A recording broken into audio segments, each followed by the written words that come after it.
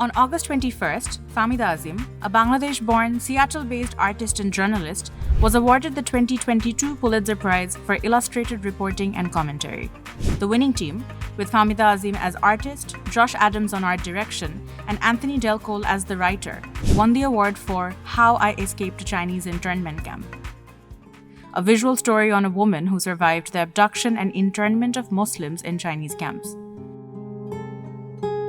The comics reveal insider accounts of China's anti-Muslim measures, particularly their treatment of the Uyghur community in China.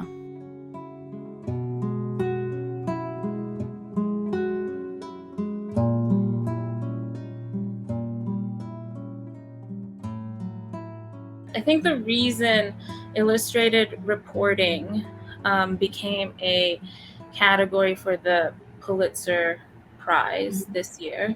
It's a recognition that comics and visual mediums are just as important and valid to tell a full story as the written word. We don't really have images of their experience. Like, we can't go into the facilities. We only have like aerial shots of the camps that were being built. And so this story had to be illustrated. And my job as an illustrator is to take someone's experience, their words, their the feeling of the story, and make it visible, make it something you can feel and see and understand. Like the uniforms, the backgrounds, the just the kinds of people around them, the feel for like the background of the story, basically. We had a separate colorist, but I kind of art directed the colorist, and the reasoning behind the limited palette was to kind of show how restricting her environment is, where like kind of the only feelings that end up being left is like this anxiety. And I think the way we use red became symbolic of her anxiety, of how it really bursts when she's feeling like fear and like anxiousness and the closing in of all of her options. Once like her options for life and living open up to her, we introduce more colors. You have to put yourself in the place of the audience, and you have to be able to put yourself like in the emotions that are being felt, and you have to know your medium, because we're scrolling down. The amount of time the audience spends on each image, it really, the longer you make the image, the longer you let it linger, the more it sinks in, like the gravity of the situation. And when we fill the whole like screen with just lets the audience feel as overwhelmed as the person going through it, as the subject. To make it more real, I would take like the bits and pieces of what she was saying, and I would go and do my own research. I'm not just going off of what she's saying. I'm also going off of like other eyewitness accounts, other like the uniforms that were worn, the weapons that were used, the kind of vehicles that are used, the place and time, how Umruchi looked when she lived there versus like as the propaganda machine kept rolling out, the hyper nationalism, what that might have looked like. I looked into interviews with other Uyghurs. I looked into documentaries about different Chinese policies, about different Chinese surveillance technologies, although like how many cameras there are, how the cameras track you, the social currency system, like specific things that she would describe, like being strapped to a chair and in the basement of the police station. She would describe the chair, and I would like go out and find that specific torture device, and I would look at the schematics of them, and I would pretty much recreate the structure and the how it's used on other people. I had a lot of nightmares for like weeks because of how intense the story and all of the research and the witness testimony, because of all of that. Yeah. I'm not a stranger to depicting traumatic stories. I've done stories about Rohingya refugees. I've done stories about femicide, stories about Iranian journalists getting lashed, and human rights violations. It's part of the journalism beat that I do. But I think the way I cope is also with the measure of like doing joyful stories as well.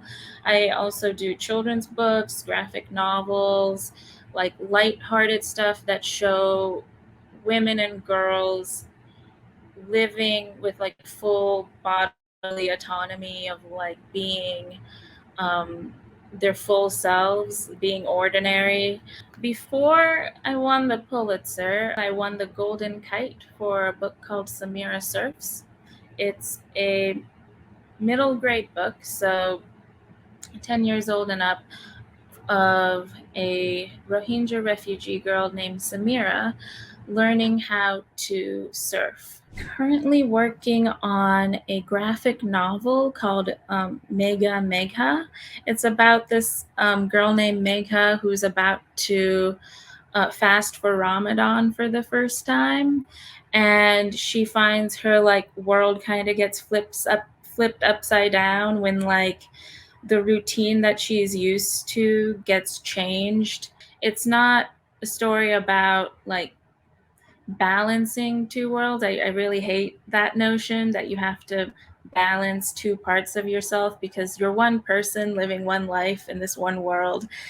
And but just the accommodations made for the person she is, things that she learns about herself along the way, that's what the book's about.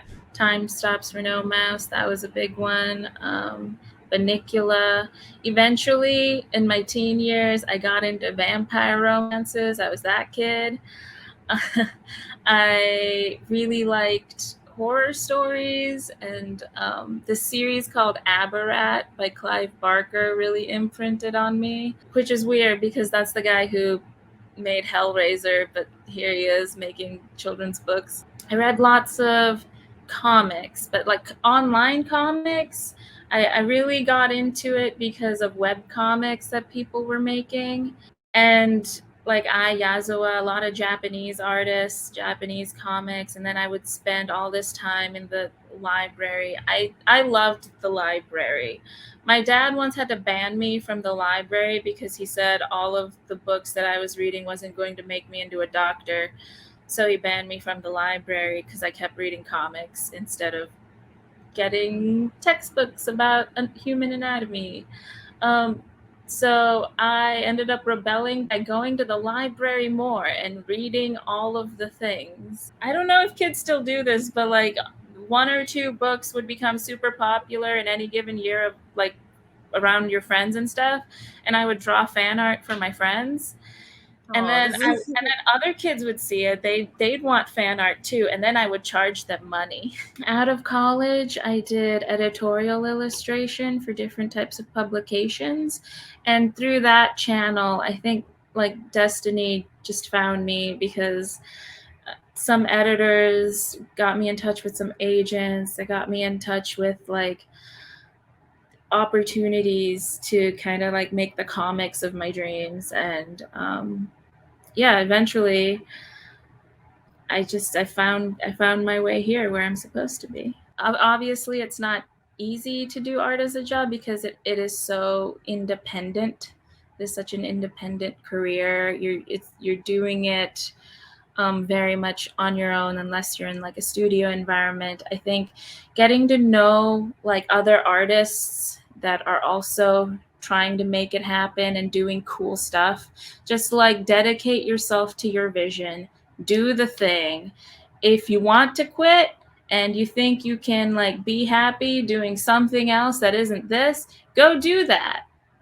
And if you still can't be happy, then you're stuck with this, so you might as well do it to the best of your ability. The times when the media and when we talk about other people are nuanced and good are usually when we include the people we're talking about into the conversation. So if we're talking about issues in the Middle East, if we bring in people and experts from that area, living that disaster, surviving that war, surviving that event that we're talking about, then that's when I think we can have more balanced reporting. I think when we have like so often we fall for the trap of talking about someone instead of talking with them and letting them talk for themselves. The controlling of her, not just body, but her future and her past and her beliefs and her organs. They sterilized her without her consent. And she has lived through basically every dystopian scenario. And I think this sheer control of her will, the attempt to control her will, is the amount of resources, the amount of time, the whole world pouring down on her like that. It just makes the fact that they weren't able to break her even more extraordinary. If we take away anything, it's that the human will, our free will, is strong, and we can come out of this, of all these attempts to control us and put us down. We can come out of it.